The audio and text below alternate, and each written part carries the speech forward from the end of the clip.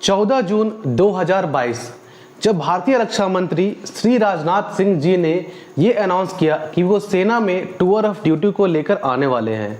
इस बात की अटकलें बहुत दिनों से लगाई जा रही थी, लेकिन यह फाइनली 14 जून को भारतीय रक्षा मंत्री ने इस बात की पुष्टि कर दी। जैसे ही यह खबर मीडिया में आई तो यह पूरे सोशल मीडिया में आग की तरह फैल गई। बहुत सारे लोगों ने इसका सपोर्ट किया तो बहुत सारे लोगों ने इसका विरोध किया। खैर वो अलग बात है। इस वीडियो में हम कंप्लीट एनालिसिस करके आपको बताने वाले हैं कि इसके एग्जाम पैटर्न्स क्या होने वाले हैं, इसका सिलेबस क्या होगा, आपकी एलिजिबिलिटी क्या होने चाहिए, आपका फिजिकल किस प्रकार होगा, आपका सैलरी स्ट्रक्चर क्या होगा। इन सब सारी बातों के बारे में हम लोग इस वीडियो में डिस्कस करने वाले हैं। जय हिंद दोस्तों, मेरा नाम है सुभाष और आप सभी का स्वागत है आपके अपने YouTube channel Bokaro defence academy में। तो चलिए वीडियो को शुरू करते हैं। Tour of duty recruitment scheme का विचार सबसे पहले CDS general Bipin Rawat sir के द्वारा लाया गया था। इसे 2020 में सर्वप्रथम जनता के सामने रखा गया था। उस वक्त इसे 3 साल के लिए लागू करने की बात चल रही थी, लेकिन 2022 में इसे 3 सालों से बढ़ाकर 4 सालों में कर दिया गया है। सरकार ने टूर ऑफ ड्यूटी का नाम बदलकर अग्निपथ रिक्रूटमेंट स्कीम कर दिया है और जो भी भाई इसमें सेलेक्ट होंगे उन सभी को अग्निवीर के नाम से जाना जाएगा। चलिए आइए जानते हैं ये अग्निपथ स्कीम है क्या। यहाँ पर देखिए स्लाइड में आपको दिखाई दे रहा होगा। देखिए इसके तहत हर वर्ष 40 से 50 हजार नौजवानों को सेना में शामिल किया जाएगा, जो भी ऑफिसर ग्रेड के जो होते हैं उससे नीचे वाले पोस्ट के लिए भर्ती किया जाएगा। आर्मी, नेवी, एयरफोर्स तीनों सेनाएं की वैकेंसी इसमें शामिल होगी। देखिए जब ये 4 वर्ष का टेन्यूर आपका पूरा हो जाएगा तो टोटल 25% जो भी वहाँ पर नौजवान होंगे, जो भी सेना में शामिल रहेंगे, उनको क्या है आगे के लिए उनको शामिल किया जाएगा। लेकिन जो 75% जो भी होंगे उनको रिटायरमेंट दे दी जाएगी। अब जो भी कैंडिडेट्स आगे के लिए सेलेक्ट होंगे उन्हें सरकार के द्वारा अलग अलग सुविधाएं जो दी जाती है पोस्ट रिटायरमेंट, वो सब उन्हें दी जाएगी। लेकिन जो 75% जो भी यहाँ से निकल जाएंगे उन्हें ये सब सुविधाएं नहीं दी जाएगी। बात कर लेते हैं इसकी योग्यता की कि इसकी योग्यता के बारे में सरकार ने क्या शर्तें रखी है। देखिए इसकी एलिजिबिलिटी की बात करें तो अगर कोई भी नौजवान 17 साल से लेकर 21 साल तक का है तो वो इसका फॉर्म अप्लाई कर सकता है। और देखिए सरकार ने ये भी बताया है कि जो लड़कियां हैं, जो भी वुमेन है, वो भी इसका फॉर्म भर सकती है। आइए देखते हैं ट्रेनिंग ड्यूरेशन के बारे में। तो देखिए टोटल 4 वर्षों में पहले 6 महीने में आपको ट्रेनिंग दी जाएगी, बाकी 3.5 सालों के लिए आपको क्या है सेना में कार्यरत होकर आपको अपनी सेवा प्रदान करनी होगी। चलिए मैं आपको बताता हूं आप किन किन तरीकों से आर्म फोर्सेस ज्वाइन कर सकते हैं। ये तो एक तरीका हुआ टूर ऑफ ड्यूटी में जाने का। इसके अलावा और बहुत सारे तरीके हैं जिसके थ्रू आप सेना में शामिल हो सकते हैं। तो देखिए आपकी तरफ 2 तरफ दिखाई दे रहा होगा। देखिए ये ऑफिसर्स के लिए है और ये क्या है ऑफिसर्स से नीचे वालों के लिए। तो ये देखिए ये जो टूर ऑफ ड्यूटी है मेनली आपको ये दिखाई दे रहा होगा सोल्जर जनरल ड्यूटी, जिसकी एज है 17.5 से 21 साल के लिए। मेनली ये इसे को लेकर आया गया है। अगर ये सक्सेसफुल हुआ तो इससे अलग अलग पोस्ट के लिए भी यहाँ पर किया जाएगा। तो ये देखिए ये ऑफिसर्स पोस्ट के लिए। अगर देखिए इनकी बात करें तो देखिए आपको यहाँ पर TGC, UES, TGC यहाँ पर है वुमेन की है, जैग एंट्री है जो NCC वालों के लिए होती है, NDE होता है क्लास 12 के बाद, 10+2 टेक एंट्री जो होता है, IMA की जो होता है नॉन टेक वाला, SSC की जो होता है शॉर्ट सर्विस कमीशन, फिर NCC स्पेशल जो होता है मेन और वुमेन के लिए। तो ये क्या ऑफिसर्स रैंक के लिए। तो देखिए यहाँ पर जो होता है मिनिमम पोस्ट वो था आपका lieutenant, captain, major, lieutenant colonel, colonel, brigadier, major general, lieutenant general and general.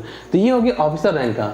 लेकिन ये जो है टूर ऑफ ड्यूटी और अग्निपथ है ये मेनली इस पोस्ट के लिए लाया गया है। तो देखिए ये पोस्ट क्या है सोल्जर जनरल ड्यूटी, एज 17.5 से 21 साल, क्वालिफिकेशन आपके 10th पास होने चाहिए with 45% and each subject must contain 33%। देखिए जो भी आप क्लास 10th में जो सब्जेक्ट होगा आपका सभी सब्जेक्ट में मिनिमम 33% तो होना ही है, तभी आप इसका फॉर्म अप्लाई कर सकते हैं। चलिए अब बात कर लेते हैं कि आपका रिक्रूटमेंट प्रोसेस किस तरीके से चलने वाला है। फॉर्म निकलने से लेकर सिलेक्शन तक हम लोग बात करेंगे। तो चलिए हम लोग देखते हैं अगले स्लाइड में। देखिए सबसे पहले क्या है, इसका फॉर्म निकलेगा। सरकार ने ये बोला है कि अगले 90 दिनों तक इसका फॉर्म आ जाएगा। तो देखिए आपको तैयार रहना है, नेक्स्ट 90 डेज में या फिर 3 महीने के करीब आपका फॉर्म ये आने वाला है। तो देखिए जब ये फॉर्म निकलेगा, फॉर्म आप भरेंगे, अगर पूरी एलिजिबिलिटी कंडीशन को आप पूरा करेंगे तो आपको फॉर्म भरने के लिए दिया जाएगा। एलिजिबिलिटी कंडीशंस क्या है वो सब भी आपको दिखाएंगे हम लोग। देखिए जब आप फॉर्म भरेंगे, अगर आप एलिजिबिलिटी कंडीशन को सेटिस्फाई करते हैं तो आपको क्या है, एडमिट कर दिया जाएगा और जो रिस्पेक्टिव ARO है वहाँ पर जाके आपको रिपोर्टिंग करना होगा। वहाँ पर जाके आपको रिपोर्टिंग करने के बाद आपका हाइट, चेस्ट, वेट और अदर्स जो डॉक्यूमेंटेशंस है वो यहाँ पर किया जाएगा। मैं आपको अगले स्लाइड में उस चीज़ को दिखाता हूँ। देखिए यहाँ पर देखिए बात कर लेते हैं। ये देखिए मेनली कैटेगरी के देखिए पहले की वैकेंसी आई थी उसके आधार पर है। तो सरकार ने ये भी बोला है कि जो पहले की एलिजिबिलिटी थी वही रहने वाला है, दूसरे पोस्टों के लिए चेंज हो सकता है, लेकिन उसके बारे में अभी कोई इन्फॉर्मेशन अवेलेबल नहीं है।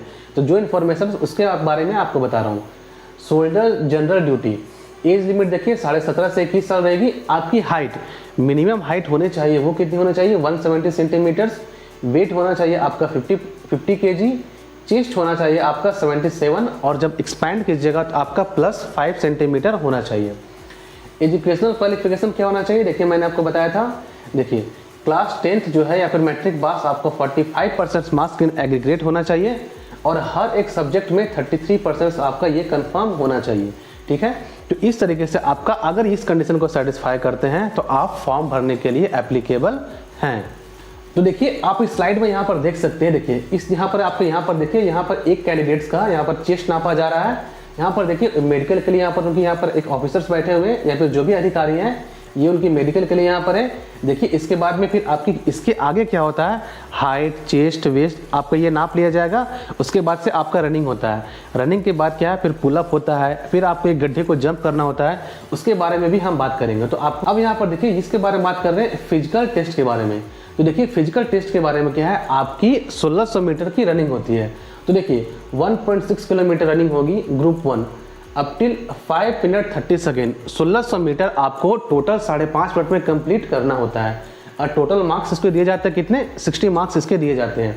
ये देखिए ये ग्रुप 2 दूसरे वाले होता है जो हिली रीजन में रहते हैं उनके लिए होता है। ठीक है, उसके बाद देखिए जब आप ये रनिंग को क्वालिफाई कर लेते हैं, अगर ये जो भी निर्धारित समय है इसके अंदर आप आ जाते हैं, इसके बाद में आपका बीम होगा पुलअप्स। तो देखिए अगर आप 10 पुलअप्स मारते हैं तो इसके आपको 40 मार्क्स दिए जाएंगे, 9 मारते हैं तो 33, 8 करते हैं तो 27, 7 करते हैं तो 21, 6 पुलअप करते हैं तो 60। और देखिए ये तो आपका कंपलसरी, ये तो क्वालिफाई करना ही करना है। इसको आप में कोई मार्क्स या फिर कोई भी एग्जाम्पशंस कुछ भी नहीं दिया जाएगा, ये आपका कंपलसरी है, ये करना ही होगा। डिच 9 फीट की गड्ढा होता है, आपको उस गड्ढे को फाड़ना होता है। ये भी आपको प्रैक्टिस कर लेनी चाहिए। अगर आप जा रहे हो तो कहीं पर भी, जहाँ पर भी आपका ग्राउंड होगा, चाहे पर घर होगा, कहीं पर भी इसकी प्रैक्टिस भी आप कर लेना, क्योंकि यहाँ पर करने के लिए क्या कि आपका कॉन्फिडेंस लेवल भी ऊपर होना चाहिए। ठीक है, उसके बाद फिर जिगजैग बैलेंस होता है। देखिए इस तरीके से क्या होता है, एक आपका इस तरीके से यहाँ पर लकड़ी लगा रहता है, फिर आपका इस तरीके से होता है। तो क्या होता है, देखिए इस तरीके से यहाँ पर ऐसे रहेगा, फिर ऐसे रहेगा, फिर आगे ऐसे। तो आपको क्या होता है, इसमें चलना होता है, चल के उससे क्रॉस अपना बैलेंस बना के इसको पार करना होता है। तो इन सब क्राइटेरिया करने के बाद में फिर आपका क्या है, ये आप प्रोसेस आपका कंप्लीट हो जाता है। चलिए अब बात कर लेते हैं कि इसका एग्जाम पैटर्न्स क्या रहने वाला है। देखिए एग्जाम पैटर्न्स की बात करें तो टोटल क्या है, टोटल इसमें आपके 50 क्वेश्चंस होंगे। उसमें देखिए हर क्वेश्चंस के आपके 2 नंबर दिए जाएंगे।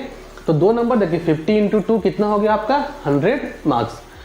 अब देखिए इस एग्जाम को क्लियर करने के लिए आपका टोटल 32 मार्क्स आउट ऑफ 100 होना चाहिए। ये मिनिमम क्वालिफिकेशन मार्क्स है, लेकिन देखिए कट ऑफ इससे थोड़ा सा ऊपर ही जाता है, क्योंकि क्या है, नंबर ऑफ कैंडिडेट्स बहुत ज़्यादा होते हैं। हर सही आंसर के लिए आपको 2 मार्क्स दिए जाएंगे और यहाँ पर नेगेटिव मार्किंग का भी कंसेप्ट होता है। अगर आप कोई क्वेश्चंस को गलत करते हैं तो उसके क्या है, 0.5 मार्क्स आपकी नेगेटिव मार्किंग का भी यहाँ पर कंसेप्ट रखा गया है। अगर कोई क्वेश्चन को आप अटेम्प्ट नहीं करते हैं, उसके लिए क्या है, आपकी कोई भी मार्क्स नहीं कटेंगे। अगर आपने अटेम्प्ट किया, अगर वो सही है तो 2 मार्क्स मिलेंगे। अगर आपने अटेम्प्ट किया, अगर वो गलत हो गए तो 0.5 मार्क्स क्या है, आपका नेगेटिव कटेगा। अब देखिए क्या है, there is an exception for candidates who have NCC C certificate. अगर किसी कैंडिडेट का सी सर्टिफिकेट है तो उसे क्या है, इस एग्जाम से एग्जाम्पशन यहाँ पर दिया जाता है। डायरेक्टली क्या होता है, वो फिजिकल के लिए आगे बढ़ सकते हैं, उनको एग्जाम देने की आवश्यकता नहीं होती है। बात कर लेते हैं सिलेबस के बारे में। तो देखिए सिलेबस क्या है, एग्जाम पैटर्न जो भी बात करते हैं सिलेबस के बारे में हम देखेंगे। इसके बारे में जनरल नॉलेज आपका 50 मार्क्स की होगी, हर क्वेश्चन क्या है 2 मार्क्स के, तो 15 × 2 13। जनरल साइंस रहेगी आपकी 30 marks, number of question 15। Mathematics आपकी होगी 15 नंबर की, टोटल मार्क्स कितना हो जाएगा आपका 30। रीजनिंग होगा 5 मार्क्स का, टोटल नंबर हो गया आपका 10। यहाँ पर देखिए 15 15 15 5, 15 3 जा 45 और 5 कितना हो गया आपका 50 क्वेश्चन हो गए। नंबर की बात कर लेते हो तो 30 30 30 90 90 + 10 100। तो इस तरीके से देख सकते हैं टोटल 50 क्वेश्चंस के आपके 100 मार्क्स रहने वाले हैं। अब बात कर लेते हैं कि इसका सिलेबस क्या रहने वाला है।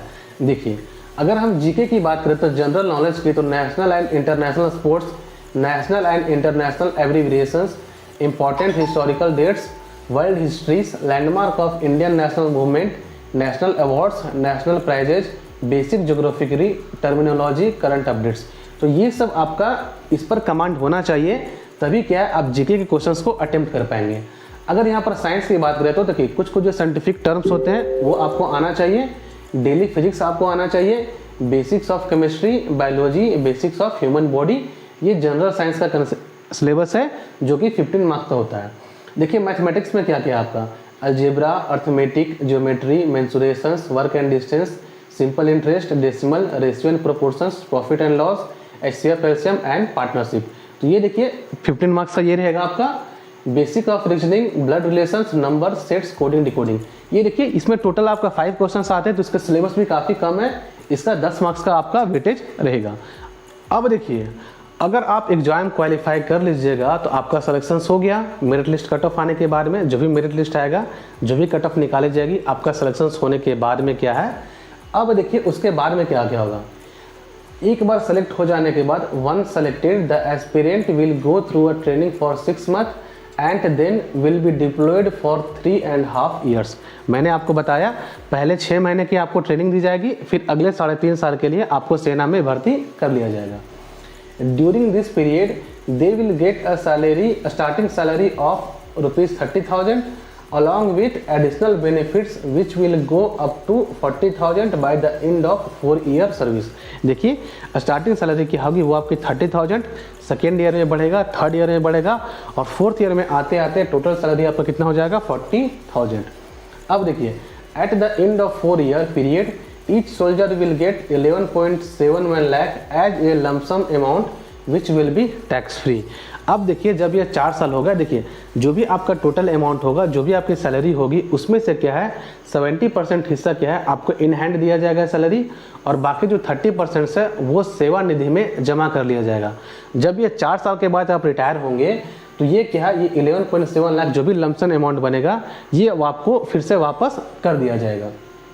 देखिए they will also get ₹18 lakh life insurance cover for the 4 years. देखिए इसमें आपका बीमा भी आपकी ज़िंदगी करवाया जाएगा, जिसके तहत आपको 48 लाख रुपया भी आपको यहाँ पर दिया जाएगा।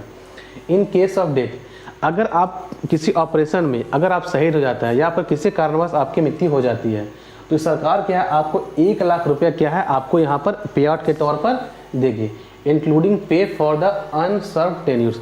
अगर मान लेते हैं कि आप सेकेंड ईयर में आप किसी ऑपरेशन में शहीद हो गए, 1 करोड़ रुपया तो देगी ही देगी, और जितना आपका सर्विस बचा हुआ है, जितना आप और 4 साल करने में जितना आपका मंथ बचा हुआ था, तो उसका भी सैलरी क्या है सरकार आपके अपने परिवार को वो ट्रांसफ़र हर महीने सैलरी को करती रहेगी। अब बात कर लेते हैं कि इसकी सैलरी स्ट्रक्चर्स क्या होने वाली है। इस टूर ऑफ ड्यूटी के बारे में देखिए पूरा कंप्लीट सैलरी स्ट्रक्चर्स के बारे में सरकार ने इसके बारे में इंफॉर्मेशंस मुहैया करवाया है। तो चलिए मैं आपको बताता हूँ। अगर आपने एग्ज़ाम क्वालिफाई कर लिया है तो आप सेना में शामिल होने के लिए योग्य हो जाते हैं। आपका मेरिट लिस्ट आएगा, मेरिट लिस्ट होने के बाद आपके ज्वाइनिंग लेटर आपके आ जाएगी और आप सेना में शामिल हो जाएगा। तो देखिए इस बार के टूर ऑफ ड्यूटी के माध्यम से किस तरीके से आपका रहने वाला है। तो देखिए यहाँ पर बहुत सारे बदलाव हुए हैं। देखिए अगर आपका जो भी सैलरी है उसका 70% आपके सैलरी आपको मिलेगा, जो 30% क्या है वो सेवा निधि के तहत आपका क्या है वो कंट्रीब्यूशंस में चला जाएगा, वो आपका इन हैंड सैलरी नहीं मिलेगा। वो किस तरीके से होता है मैं आपको उसको समझाता हूँ। देखिए फर्स्ट ईयर में क्या देखिए हर साल में क्या है ये आपका बेसिक पे चेंज भी होता रहेगा। 4 साल के देखिए पहले साल में आपको 30,000 मिलेगा सैलरी पर मंथ, फिर मिलेगा 33,000, फिर मिलेगा 36,500, फिर लास्ट ईयर 4th ईयर में आपको मिलेगा 40,000। अब देखिए इसका क्या है इन हैंड सैलरी और कंट्रीब्यूशन टू निजी सेवा के बारे में मैं आपको बताता हूँ। अगर देखिए अगर आपकी सैलरी 30,000 है तो इसका जो 21,000 है इसका 70%, देखिए कितना होगा 30,000 का 70% 21,000, तो ये आपका सैलरी तो आपके अकाउंट में जाएगी। लेकिन जो 9,000 है ये सेवानिधि के तहत ये क्या है जमा कर लिया जाएगा। ये जो राशि होगी जब आप रिटायर कीजिएगा तो ये राशि आपको दे दिया जाएगा। तो सरकार के तरफ से ये 9,000 भी 9,000 तो आपके जो कटेगा वो रहेगा और सरकार के तरफ से भी ये 9,000 रुपया आपको दिया जाएगा। अब देखिएगा सेकेंड ईयर की बात करें तो 23,100 रुपया जो कि 9,900 रुपया क्या है आपका सेवानिधि के तहत आपका जमा हो जाएगा। इस तरीके से देखिए थर्ड ईयर में 25,580 रुपया आपको इन हैंड सैलरी होगी और कितनी जमा हो जाएगी 10,950। चौथे साल में क्या होगा 28,000 रहेगा आपका सैलरी इन हैंड सैलरी और 12,000 क्या हो जाएगा आपका जमा हो जाएगा। तो देखिए टोटल कंट्रीब्यूशन टू सेवानिधि अब क्या होगा, देखिए मैंने बताया आपका जो भी है ये देखिए ये जो भी कटा 9,000, 9,900, 10,950, 12,000 टोटल आपका 4 साल में मिला के 10,000 4 लाख आपको मिलेगा। अब क्या है ये देखिए 9,000 ये तो पर मंथ आपकी सेवानिधि में तो जाएगी ही जाएगी प्लस सरकार इतनी ही राशि आपको देगी। तो पर मंथ यहाँ पर हिसाब लगा लीजिए कि अगर 18,000 रुपया मिलेगा आपको, देखिए 5.02 लाख मिलेगा आपका सेवानिधि वाला और 5.02 लाख जो सरकार के द्वारा आपको दिया जाएगा। तो टोटल 10.04 लाख आपका क्या है ये सेवानिधि में जो भी आपका अमाउंट कटेगा वो आपको वापस कर दिया जाएगा। अब देखिए एग्जिट आफ्टर 4 ईयर्स जब आप पूरा का पूरा निकलते हैं, ठीक है। अब देखिए 11.71 लाख एज सेवानिधि पैकेज जब ये आप निकलते हैं तो देखिए ये सेवानिधि क्या है ये अमाउंट कहीं जमा हो जाएगा और इस पर आपको इंटरेस्ट भी मिलेगा। तो ये तो टोटल अमाउंट तो आपका हो गया, ये टोटल जो आपका सूद हो गया प्लस ये क्या है इतना अमाउंट क्या है ब्याज वगैरह सब लगा के आपको इतना अमाउंट जब आप रिटायर होंगे 4 साल के बाद तो ये आपके अकाउंट में ट्रांसफ़र कर दिया जाएगा। ये था कंप्लीट इन्फॉर्मेशन शुरू से लेकर लास्ट तक मैंने आपको बताया कि आपके एग्जाम पैटर्न्स कैसे होने वाले हैं, आपका सिलेबस क्या होगा, आपकी एलिजिबिलिटी क्या होगी, आपका सिलेक्शन प्रोसेस क्या होगा, सैलरी स्ट्रक्चर क्या होगा, सब चीज़ों को हमने इस वीडियो में कवर किया। तो आई होप ये वीडियो आपको पूरी तरीके से ये क्लियर कर देगा कि आपका रिक्रूटमेंट है किस तरीके से होना चाहता है। और हाँ अगर आप सेना में शामिल होने के इच्छुक हैं तो आप अपनी तैयारी आज से ही शुरू कर दीजिए, क्योंकि अगर सरकार ने ऐसा बोला है तो वो क्या है सरकार इस चीज़ को करके ही रहेगी। अगर ये वीडियो आपको पसंद आया है तो चैनल को सब्सक्राइब कर लीजिए, लाइक कर लीजिए और इसे अपने दोस्तों के साथ भी शेयर करना बिल्कुल भी ना भूलिए। जय हिंद दोस्तों, भारत माता की जय।